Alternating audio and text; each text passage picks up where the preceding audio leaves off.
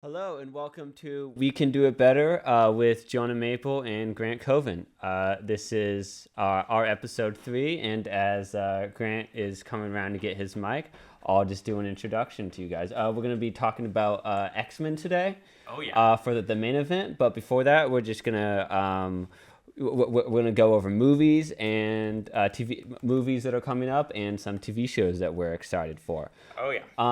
For the first order of business, although we have had some unfortunate passings away in pop culture, specifically within nerd community, and some works that are and some actors and an actor and an artist who are who have meant a lot to us. James Earl Jones. This last weekend, unfortunately passed away. The voice of Darth Vader, which I assume everyone has heard. Just one of the greatest. You're living characters. under a rock unless you haven't heard Darth Vader speak. One of the greatest characters in fiction. One of the best voice performances of all time. He won an EGOT. One of the very few people to do that. He was in The Sandlot, Coming to America, Field of Dreams. He was scarring. He was scarring The Lion King. Just truly an all-time great. Had so much range, and specifically Darth Vader, he made that. And Star Wars has been so important to me and Grant. And so we just want to pass condolences to everyone grieving and James Earl Jones' family, who obviously isn't going to see this. We're also gonna John Cassidy, a comics artist, also passed away this week. He was far too soon. He was only 52. He was the if you read comics, you might know his work. He was he was the primary artist on Astonishing X-Men during the 2000s. Which Astonishing X-Men was one of the first comic books that I started picking up regularly. That's what got me into the whole realm. So and a lot.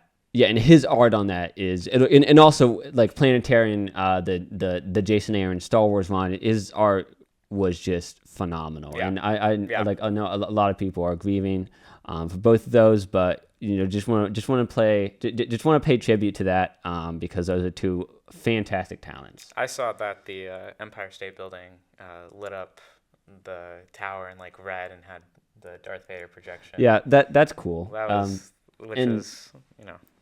yeah, it's crazy. I don't know what I'm gonna do when Harrison Ford, Mark Hamill, because they're getting up there too, and fortunately, James Earl Jones did live a long life. He 93, 93, right? Yeah, 93.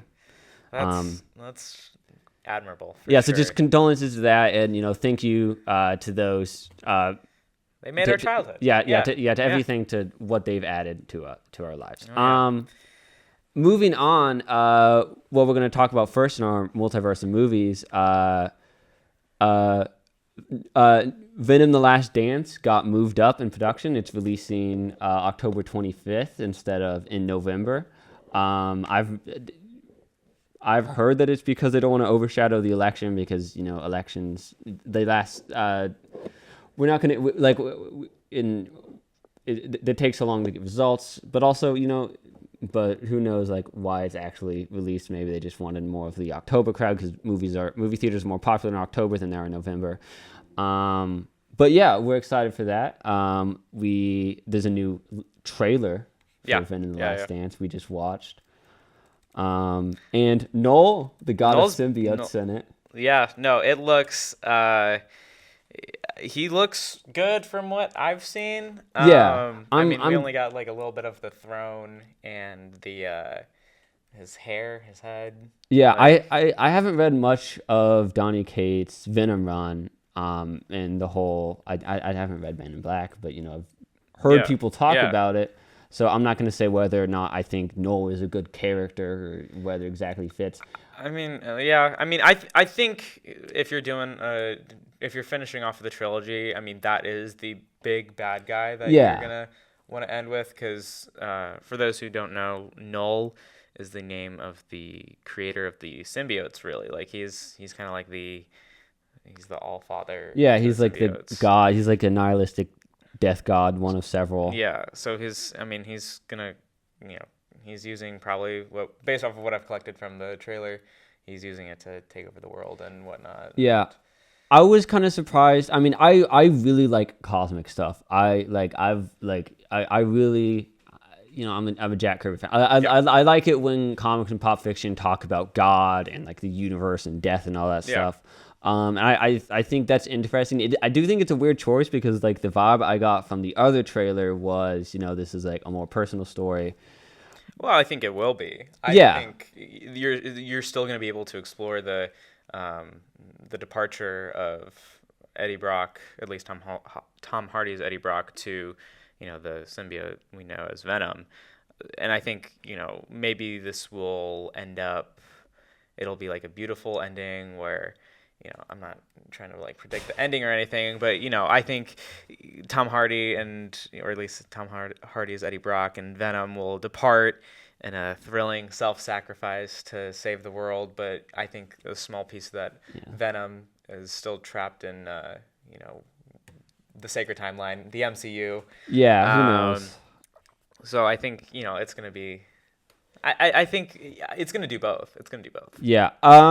Another weird choice for music for this trailer. The last one we talked about was playing "When the Man Comes Around" by Johnny Cash, like a great song about but it's about God. So and this one is "Wild World" by Cat Stevens, another great song. I feel almost like because the first trailer was very like wacky. Right. I almost feel like those music choices should have been flipped. Because they kind of like juxtaposition each other. Yeah, because like if you're talking about Noel, you're talking about the devil. Yeah, kind of. That's kind of what I've gathered from him.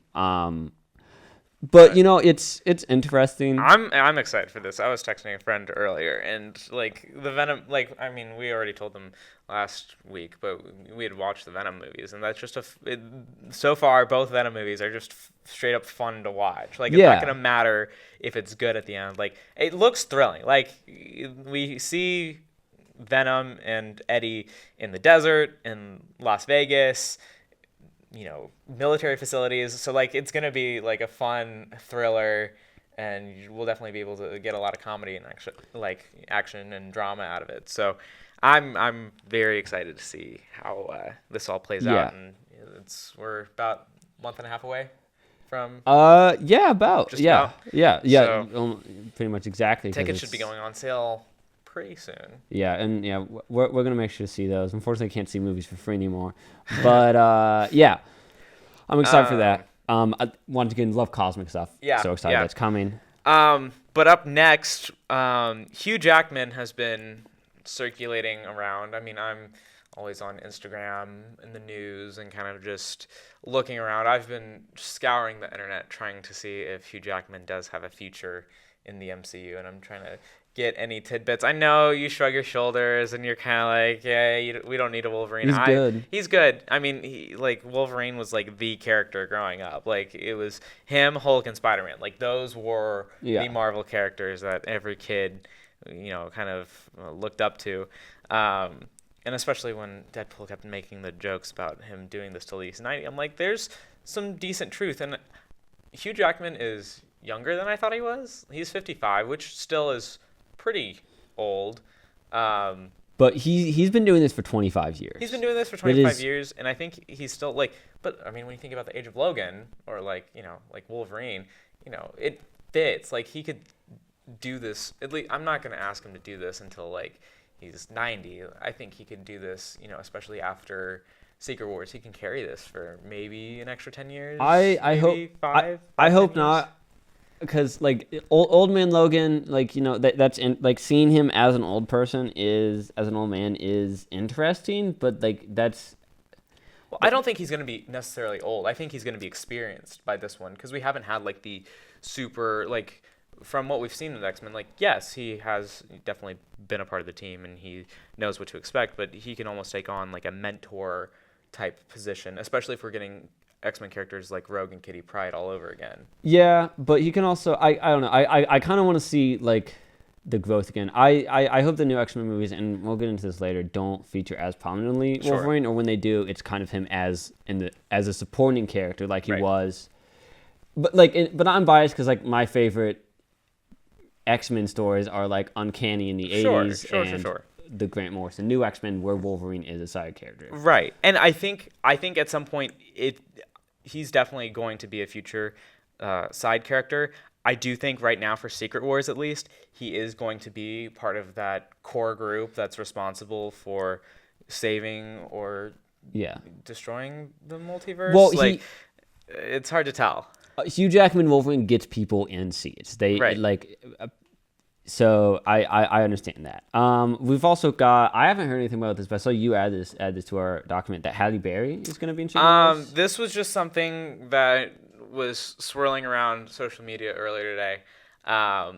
But Halle Berry just made like some little tease about, just like, oh, we'll never know. We'll see where it goes. And I'm thinking like, well, if you didn't have the cameo in Deadpool and Wolverine, and the technical Fox universe is still alive and well after the events of Deadpool and Wolverine, there's a decent chance that, anyone's on the table at this point. Like, you can, like, just like in Deadpool and Wolverine, like, anyone was on the table, and I do think that, there's definitely a chance that she'll be back. But what I was trying to get with my Hugh Jackman point is, with a mentor figure, is supposedly he's not going to be in the new X-Men movie because we're getting the Mutant Saga after Secret Wars. Yeah. Which, hopefully it'll be X-Men and the Fantastic Four kind of paving the way for the MCU. I heard that he's not supposedly going to be in the new X-Men movie, and that's fine. That's totally fine with me. But I do think that he might be in a post-credit scene because we need, like, I'm with you. We need new blood. We need new X-Men, either people we've seen on the screen before or people we've never heard of. I do think that he should not overshadow the X-Men, but I do think a mentor figure every now and then, or like a really cool team up where just Wolverine is absolutely necessary, would be totally fine with me. Yeah. Because even Hugh Jackman was talking about how, it was taxing on his body, which is understandable. He's 55 years old. Like, he can't keep doing this for this long. But like, you look at Tom Cruise, and I think he's like 62 years old, and he's still riding off of airplanes and whatnot. So like, it's these Hollywood actors definitely have a diet. They've got a workout regimen that keeps them in line. Yeah. Obviously, I don't need Hugh Jackman to hurt himself in any role, but I do think it's important, especially now. I just need him a little bit in the MCU as Wolverine, and I don't even want to recast afterwards. I think I'm fine. Like, we do not need a Wolverine after he's hung up the claws. I wouldn't, just because the X-Men lineup is so deep. Yeah. That I do think if they do keep him around much longer, then it would be weird to like you don't need a Wolverine. And I've seen like some good castings for the younger Short King Wolverine. Yeah. It didn't go over. That guy's like 4'10" and is weird CGI. I stand by if we get another Wolverine, he should be under 5'6" because like I think it adds a dimension to the character where it's like, this is not a leading man. Small but mighty. Yeah, like that's why he's named after Wolverine. Right. But yeah, I'm excited for that. We do have a director named for Spider-Man 4, which this was circulating all of last week, and I didn't want to put anything into our episode last week talking about it because I didn't know what was right, what was wrong, because I heard multiple directors kind of swirling around this. But yeah, the director of Shang-Chi, Destin Daniel Cretton, is here to direct Spider-Man 4, which means we are going to get some really awesome fight scenes. The action in Shang-Chi was some of the best it's ever been in the MCU. Some of the best superhero action we've ever seen, I think. And I hope you get that. I hope that they don't saddle this director with like a weird multiverse movie. Well, this is what I actually put this because Jonah and I we look at the same doc and then we make notes on our other docs, and this was something I was going to tell you. I don't know how legal stuff works in terms of movie making, but if Destin has been hired by Marvel Studios before, it makes me think that Marvel Studios won the rights to Spider-Man, at least for this film. Yeah. Because I know that there's been a whole legal battle going on. It's been really messy. But with Destin on board for Spider-Man. It makes me think Marvel won, but also I think that means we're getting a grounded level story too. I hope so, because I think that the MCU people realize, like, I'm not a subscriber to thinking like, oh, multiverse or like cosmic stories are completely dead, or like superheroes are dead, because like there have been some good ones in the past years, like Everything Everywhere All at Once. Like there's still interesting ways to attach this concept, like to attack this concept, but the ways to do it for Spider-Man has already been done 4 times. Yeah. So I do think that people are looking for a Spider-Man who like swings through the city and like fights like the Kingpin or the first trilogy was focused more on the Peter Parker side. Like it focused a lot on keeping the secret identity, proving grounds, training, messing up. But hopefully, I think in this new trilogy, hopefully he gets a break. I know, like, at least in every single movie, something, and I know that's kind of the premise of a good movie, is that, the character needs to go through trials and tribulations and whatnot, but, like the whole world found out who he was at the end of Far From Home, and then he had everyone forget about him at the end of No Way Home. Like, he needs to just go through some, like, less emotionally damaging, like, just give my boy Peter a break.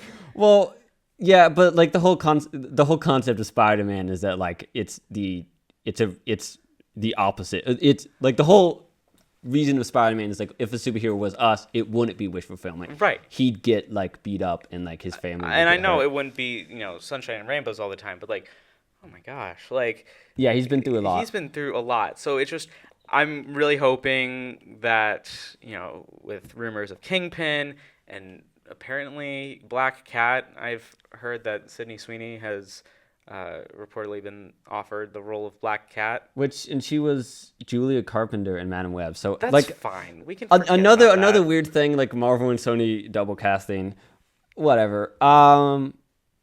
But yeah, I don't know, like Black Cat, or there were like 10 different love interests you could give him. Yeah.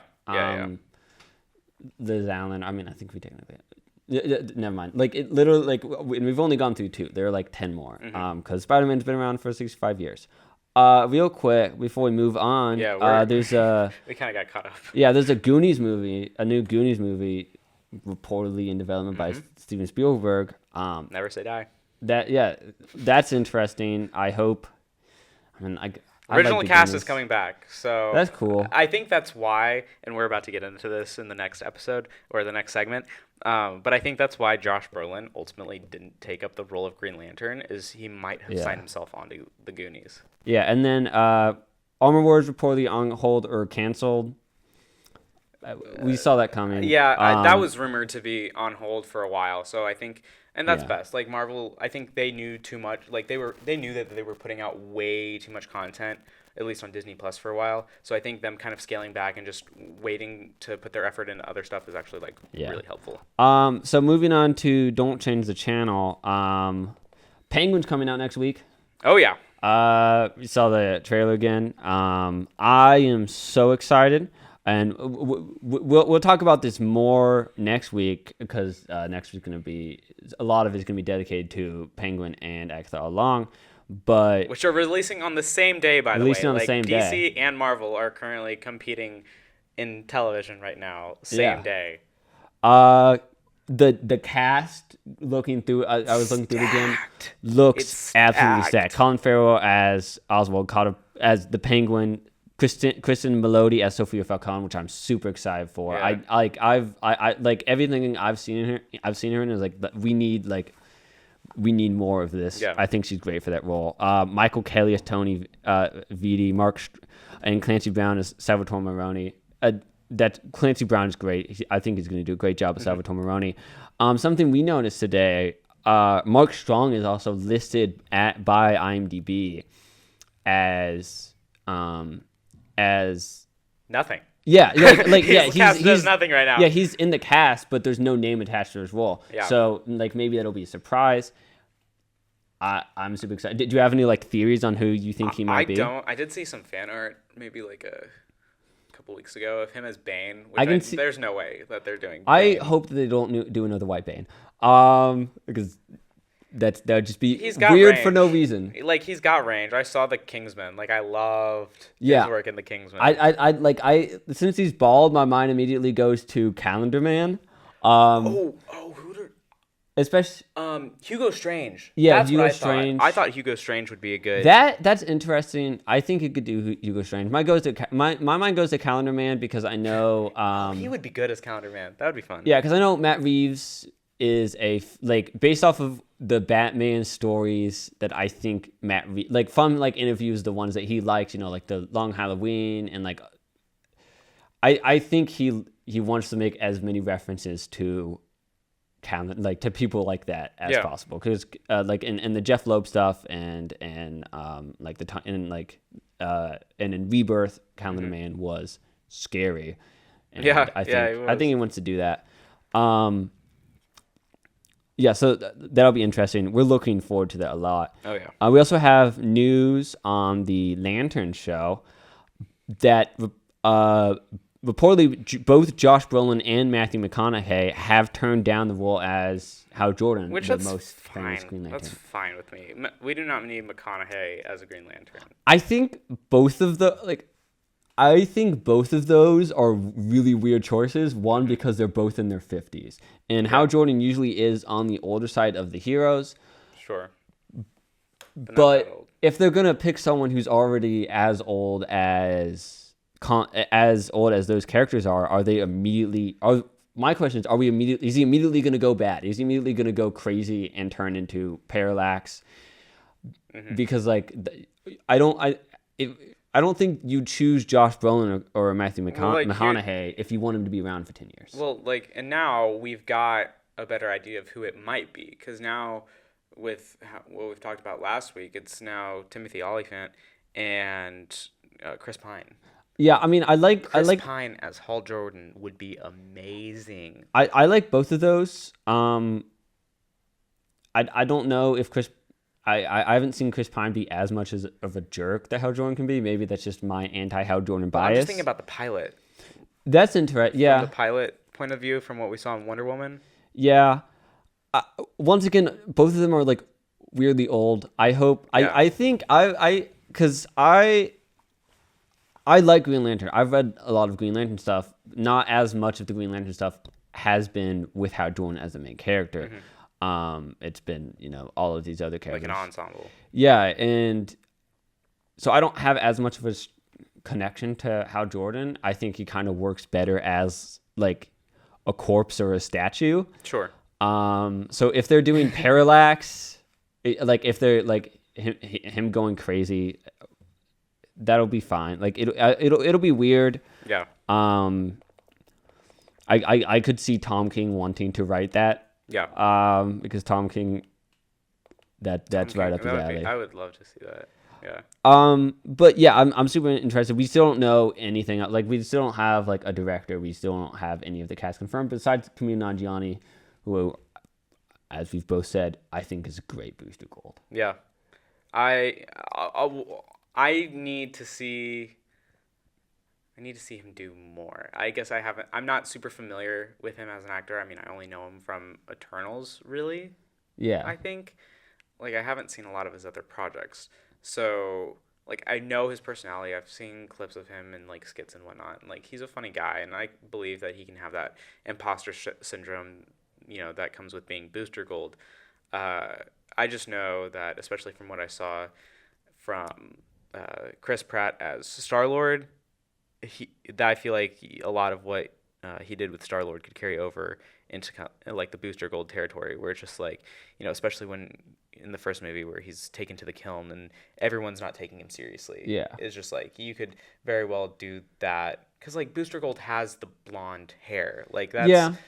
I don't know if you're gonna dye hair for. I don't think that the looks I think for some characters face is important. I don't think, since Booster Gold is from the 25th century. Sure. I don't think that's as much of an important thing. Yeah. And it's not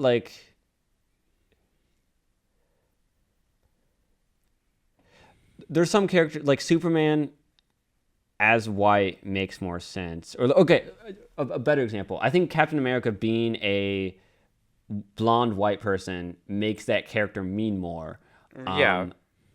Because he's standing up for people that because he's punching Hitler, but he's what Hitler thinks people should be like. So he's standing up to that, and created by two people who Hitler thought should have died, who were very much not so at that time, in the same privileged position. So I think for some characters that's important. I don't think Booster Gold, being from the future, necessarily needs to be as he looks. Moving on to our game over segment. I don't play a lot of Call of Duty anymore. I used to, and maybe this will be the. I sometimes get into Call of Duty seasonally for their Halloween events because it's straight up fun. I've collected Ghostface and another one before. I think Chucky might have come in at some point. Anyways, but Call of Duty has announced collaboration with the Terrifier movies because now you can play as Art the Clown. I don't know. Have you seen the Terrifier movies? No, yet? I haven't. I watched them over the weekend. They're gruesome. Yeah. And it's awful and disgusting. It's stuff I cannot talk about on air. It is the most horrifying, gruesome murders I have ever seen, ever. I watched the first. Yeah, I just saw the first one. I'm gonna watch the second one this weekend because the third one's coming out in December, I think. And I do want to go see that in theaters. But the Terrifier movies have made people get picked up from people have passed out in the movie theater watching Terrifier movies. So the Terrifiers come into Call of Duty. Michael Myers is also arriving in Call of Duty, which is weird. There's this really funny trailer where it's just a bunch of SWAT guys against Michael Myers, and just Michael Myers is just picking off people one by one because it doesn't matter. He doesn't care who you are. He's Michael Myers. He'll kill you if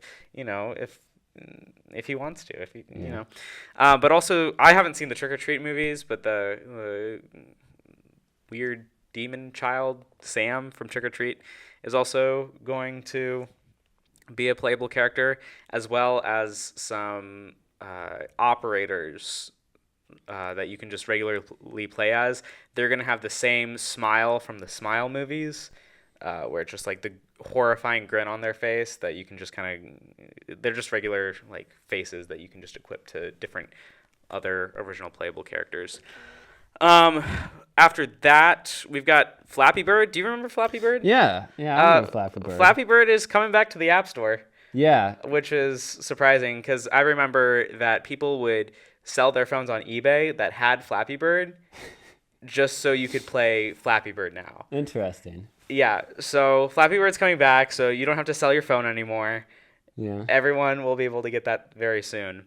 That was such That was an era. That was an era ago. Yeah, trends like that in the early 2010s was so weird to look back on. Just how everything got taken over at once. Yeah. By that I feel doesn't happen anymore.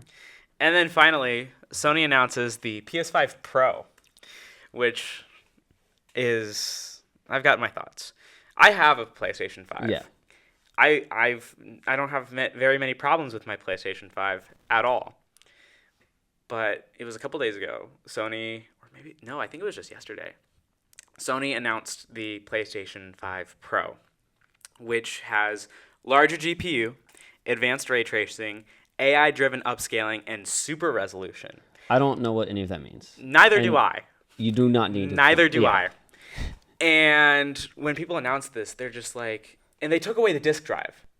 Yes. So you can't put movies or CDs or DVDs in there. You've got nothing. They're charging an extra $200 and there is nothing to show for it. It's pretty sad. But anyways, that's pretty much it. They're pricing this for $700. Oh my gosh, that's so much money. Yeah. Okay. So yeah, I don't even own a console. I think my dad and my little brother do. and then I'll just play with you. Okay, we're gonna move on to like the main topic for this episode, which is the X-Men. And before we do, we're just gonna share a quick statement. This is like this is local radio. We're not trying to convince anyone, but we're gonna be talking about the X-Men, and you can't talk about the history, impact, and like the stories of Marvel's X-Men without talking about what they say about race, class, gender, sexuality, and politics, because that's like all literature is inherently political because people live in society and have opinions and have politics, but X-Men especially so because of the people who have written it, especially like the person who wrote it for 16 years and had the most influence on it, Chris Claremont. And Stan Lee and Jack Kirby, also were saying stuff. These comics are supposed to reflect from society. Like that's why people turn to comic books, is they want their stories to be seen and heard just in a different medium. Yeah.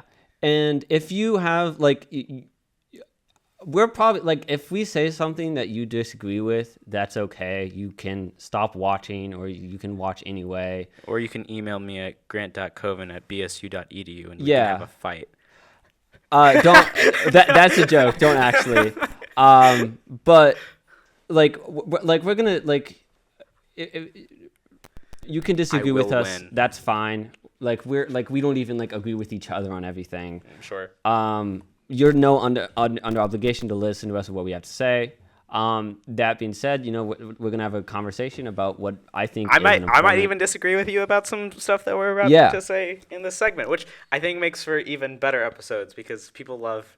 And I'm hoping we get to do more of this where we can have debates. We've talked about doing this before, where we're gonna pit characters up against each other. Yeah. Because we used to do this all the time before we started the show. Yeah. It's we would have real debates about who would win in certain team ups and why. Yeah. So I'm really excited to kind of crack this open with you. Yeah, and we're also, we're gonna have a Joker episode later, and we disagree vehemently about Joker, but you don't have to agree with us. That being said, what do you love about X-Men? Gosh, what do I mean, first of all, there's so many characters to love. You were asking me just before the show started, and I think we're gonna get into this later. But you were asking me what kind of show I would like to see from the X-Men universe.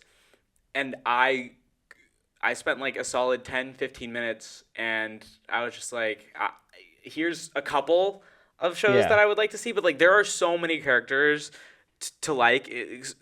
When you ask me who my favorite X-Men is, I can think of 5 off the top of my head that I just cannot decide between. All of them have such diverse personalities, and that's something that I feel sometimes gets lost in adaptation. And especially in adaptations, is all of them are so uniquely different, and I love them all for so many different reasons, but also the fact that they have mirrored real life events and hardships that people have faced.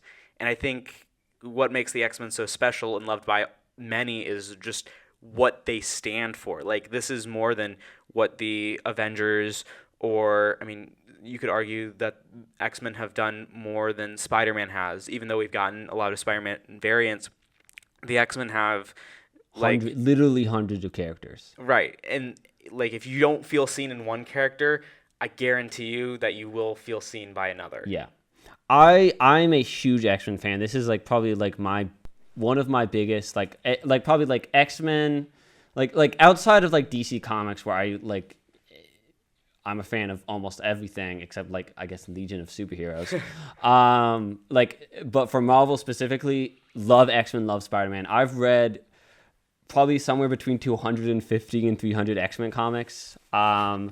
Which is a lot. It is. But there are people that have read every single X-Men comic, all 3,000 or something of them. So I don't even feel like an expert, but I have such a love for them. I can see more to what you said. I myself am non-binary, and I can see myself in so many in these characters. There are characters so many characters who do not adhere to gender norms, and you can see that. And Jewish Americans love it because like it for the first 30 years X-Men was written by Jewish Americans, and like you see people from all walks of life. You see people from all these different experiences, and yeah, there's like an escapism to that. Mm-hmm. There's like a romanticization where like all of our differences can be love. Like mm-hmm. this person has like 3 fingers and is blue, and like we can like people find that attractive and interesting. Yeah. But it also still deals with social problems. It deals with how do we interact like this in the real life. What would this? And it's amazing. Like there's so many of my favorite stories and characters in like all of nerd media comes from the X-Men. Yeah. Like in 2 specifically of my favorite runs. So what is from the Fox X-Men movies? What do you have like a favorite movie, character, and moment? Oh, Jonah. I know we looked at the list before, and I was really thinking I would come up with something, and I would have my mind made up. I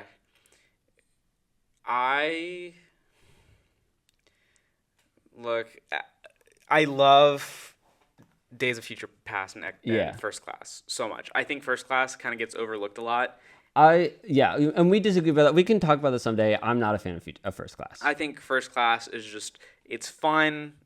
It's just, Quicksilver is so cool. And that was the Sweet Dreams moment, right? Where Days of Future Past. Yeah, that was Days of Future Past. Yeah. But just seeing Beast and Cyclops and all of them, especially on the younger side, which is why I'm really excited for the MCU's rendition of the X-Men.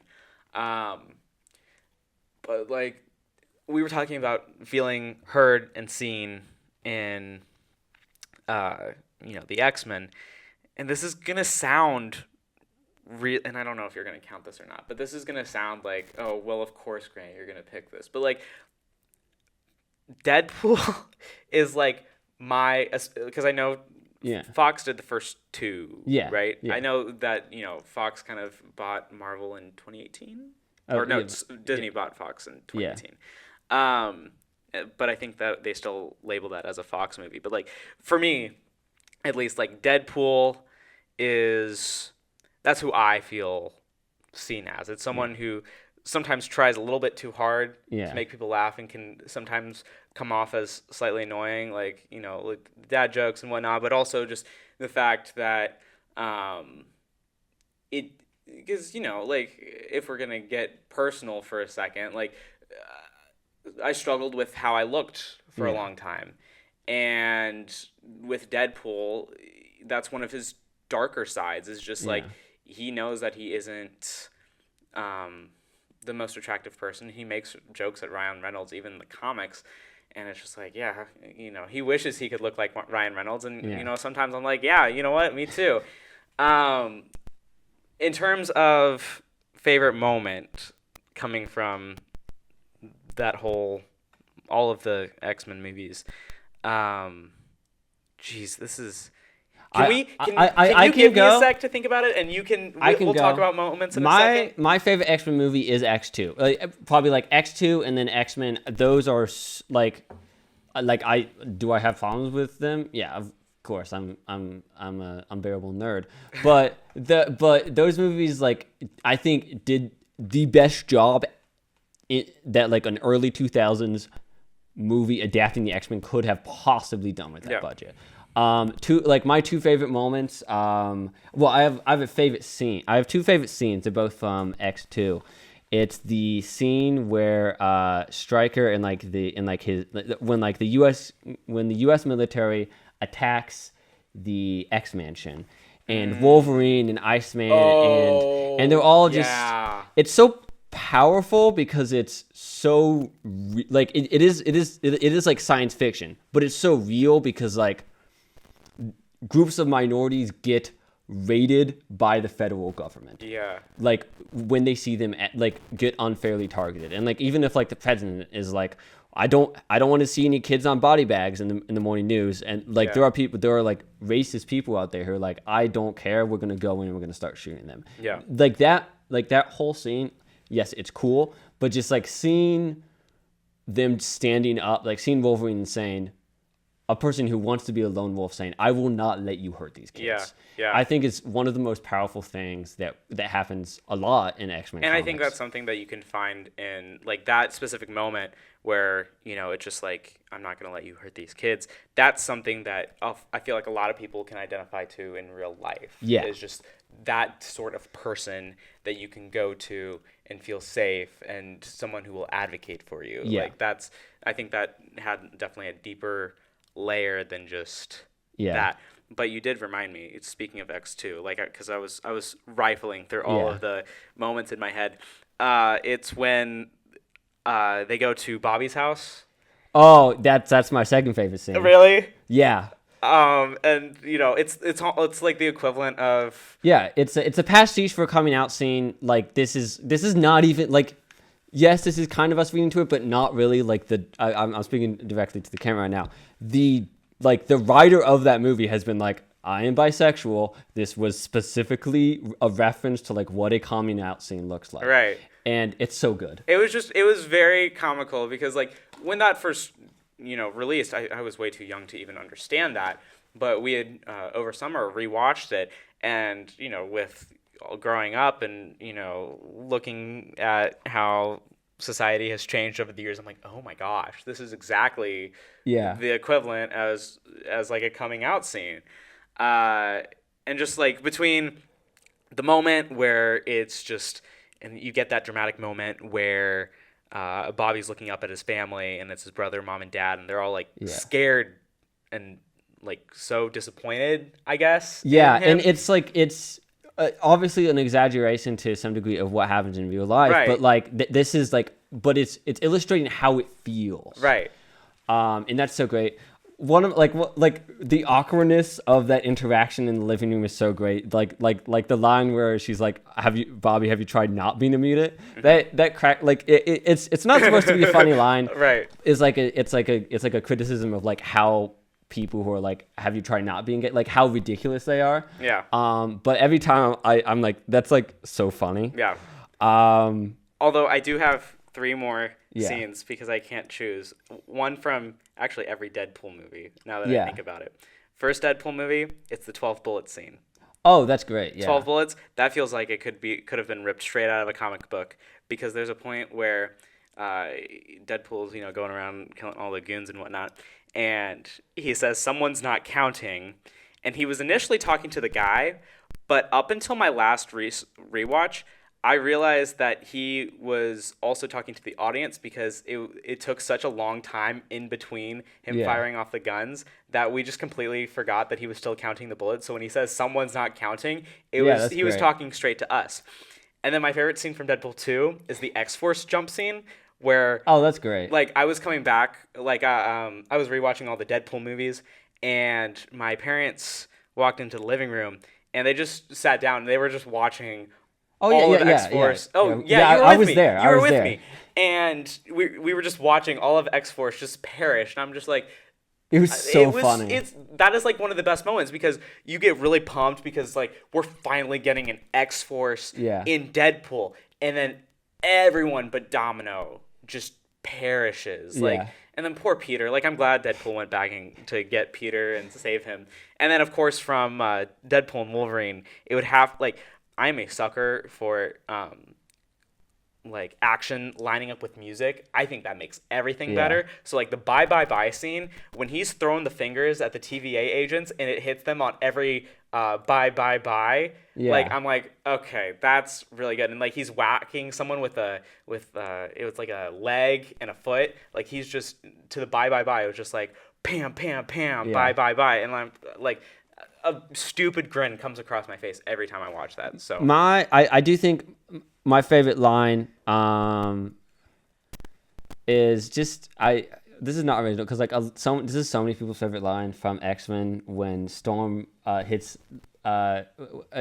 Storm says to Toad, "Do you know what happens when a toad is struck by lightning? The same thing that happens to everything else." It's just one of those moments in, especially those first two movies, where it's just like, I could imagine being an X-Men fan at that time, and in that moment happened. You're like, this is everything I wanted. Yeah. Because like there are people who like saw it like I've heard stories from people who are like, you know, older than us, who were like in college or whatever, and they're like, we saw it opening night, like we saw like an early showing, and then we went back and we were talking about it for an hour, and then he was like, and then we were like, you know what, do you want to see like the midnight showing again? And yeah, so it's just like one of those things where it's this, it's so revolutionary and stuff you never thought you'd see. Yeah. Moving on quickly because we're talking so much about this.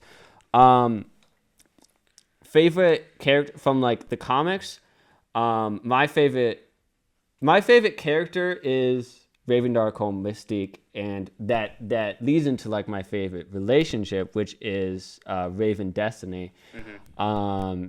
Which leads to another topic of what they messed up. I think that they messed up Raven a lot. I hope that they get that better. Because if you guys don't know... So what are you hoping for in MCU or future comic? Quick background. Mystique, from the movies, she's the woman in blue who's a shapeshifter. In the comics, and this dates back to the 70s, so this is very cool, especially for back then. Yeah. She has been in a relationship with Destiny for like a century. They were actually implied to be Sherlock Holmes and Irene Adler from Scandal and Belgravia, and they raised a daughter together in the 70s, and that was like revolutionary. Nothing like that had ever happened in comics, and I love it because of how Raven, like I can see myself in that character, not like the borderline sociopath aspects of the character, but like in how like she portrays gender, like how she does, like I think that's very interesting in the way that those characters act towards each other, where they are like, that's literally all that matters. I think that's great, and I'm really excited for that. Do you have like a favorite X-Men comic? Now this is now like, okay, we were talking about, of course, the entire story of Days of Future Past. It's legendary. It's amazing. But also, we were just talking about this, but like Astonishing X-Men left a huge dent in me. Like I was like, that was something that I grew up reading. I haven't read Astonishing. I know. And like it just introduced, because like since this was in the realm of me like being new to comic book collecting, it introduced the X-Men very well. It gave the accurate suits that you're used to. Yeah. Really good art. Like it was the perfect introduction for me right now. Or at least back then. So I'm gonna have to go the Astonishing X-Men. Man. Astonishing X-Men, but like I've reread all of the stories of Days of Future Past, whether it's the first one or like the ones that they've redone. Yeah.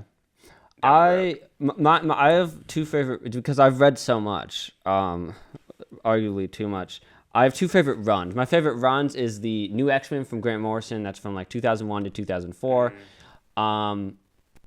It is amazing. It helped. New X-Men was what revitalized the franchise in the comics. Like because like the movie had just come out, but it was done. Like it was not selling well. They tried to bring Chris Claremont back. It didn't work. My other favorite era is like 1980 to 1985. Chris Claremont. I've read most of the Claremont run, but like that specifically, that era where they're kind of just like existing and they're figuring out like what to do post Dark Phoenix saga. I think is just amazing. My two favorite issues are X-Men 200, The Trial of Magneto, and specifically like it's very well written. You should read it.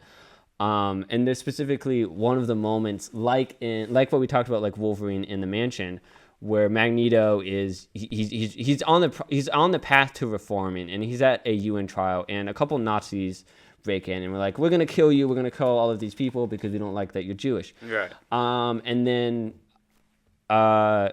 Magneto goes, here, I need to find that. Here I stand, here I shall remain, and while I breathe, you shall do no harm. And it's just the idea, like that. To me, that's a perfect distillation of one of the main ideas of X-Men, where it's just saying, what we have power now, we're not going to let you hurt our brethren. Mm-hmm. And I think that's so powerful. My favorite comic book issue of all time is Life Death. I think it's like 168 by Chris Claremont, Barry Windsor Smith. Immediately after Storm loses her powers, it's like the big introduction of Forge, and it's just beautiful. I think everyone should read it. Like, even without context, I imagine it'll still be wonderful. I need to find you a copy someday. Yeah. But it's just amazing. So we're gonna take real quick because we're running out of time. We're gonna skip what's happening in the X-Men comics right now because that's very complicated. But X-Men, like we said, are coming to the MCU. Right. We have one confirmed unit, Kamala Khan. Well, now we've got a couple now. We've got Beast, Yeah. Deadpool. Well, they're mutates, technically. Deadpool. Wolverine's... Well, right. Wolverine is a mutant. Deadpool's a mutate. Yeah. But, sorry, I'm getting technical. Yeah. Go ahead. Yeah, well, we have one mutant in the MCU. Kamala Khan was originally... Namor is also a mutant, too. Oh, yeah, and Namor. Oh, I forgot about that. Yeah. So we know they exist, but like no sort of like X-Men has been introduced. There hasn't been any sort of like mutant society or culture introduced. So are they in hiding, or do we think? We don't know. What I hope that they do is they hope, and you know what, we'll just go there. So my pitch of what I want to see is something along the lines of Immortal X-Men, of like, I hope that they don't bring in mutants through multiverse nonsense. I hope that they say they've been hiding all this time. Like they've existed. Like, and this will be a retcon, sure, but you know, like my idea, and there's been some stuff like this. If you guys want to check out, I've had this like idea for a month, but a similar pitch, Nano V Movies on YouTube pitched his idea for like a first X-Men movie. Is like, what have the X-Men who don't age been up to? Like Apocalypse, Mr. Sinister, kind of, Mystique and Destiny, and Magneto. Like, because you can't remove Magneto from the Holocaust because that is who the character is. Right. Like, maybe like my idea was for like a Disney Plus limited series, and this probably isn't the first one, but saying, let's go through the history of these characters and like, how do we get to now? Like, what does mutant history in a retconned MCU look like? Yeah. Like maybe like having an episode dedicated to Mystique and Destiny, I think would be great. And I think that'd be a great introduction to seeing. It's also the idea of like, this is not a new problem. This is a problem that's existed, that's affected these people through these lives. And like, getting that perspective. I've got two shows. Both would be. Actually, one would be an origin. One, I don't know what path I would want to take. But for being the head of the X-Men, we have not a lot of Charles Xavier lore. Yeah, we have not. I know too much. I know you do. But pop culture does not know enough about Charles Xavier. Yeah. And I think that would be very interesting, because we got to see a taste of it in the first X-Men movie, where it's him and Mystique meeting together for the first time. Yeah. He's got a wealthy family, yada, yada, yada. But I would very much like to see how he, and yes, First Class and Days of Future Past, and you know, those existed too. But I would love to see him struggling with his powers at first. Very similarly like Jean Grey, from what we've seen, where he kind of takes, you know, her under her wing. But what happens when you're one of the first mutants and you don't know how to control it. Yeah. And because like he invented, like he and Charles and Moira McTaggart, which we're not going to explain who that is. That would take an hour. Yeah. Because like I don't even think you know everything. But I know enough about Moira to get by, but yeah, I certainly. Like there are a couple good comics that are about that go to a flashback that say from most of them come out saying Charles Xavier and there's a really good one. I forget the number, but it is in the first. But it's like in like around like 1982, 1983. Yeah. Where they finally established Charles Xavier and Magneto were friends. Mm-hmm. They like Charles Xavier was working on like I think mutants exist, and like was hiding that he was a mutant from the world until like 2001. And then he found Magneto, read his mind, realized, oh my gosh, there's another mutant here. Yeah. And then like I think that's how you end revealed it. To themselves. You end. I think that's great. Xavier series on them meeting. Yeah, and your other pitch was a Nightcrawler. Nightcrawler would be so cool. I am a huge. We didn't cover my favorite X-Men characters, but like I can't decide between Beast, Nightcrawler, and Gambit. Yeah. Oh, all of them great. Although a Gambit heist movie in like Louisiana would be so sick. Yeah. Like him being a little thief and just like him with pulling off heists. Guild. Oh yes, that would be freaking awesome. Okay, now, like I didn't even have that planned out in my head, but like now I'm really itching. Yeah. You should write like a script. And it's almost like an Avengers Initiative type thing, where just Charles Xavier comes in as Gambit's in the middle of stealing something. And he's like, "I need to talk to you about the Mutant Initiative," and it. Well, and the yeah, the Nightcrawler thing you mentioned is interesting because if those of you who are not aware, Nightcrawler is Mystique's son.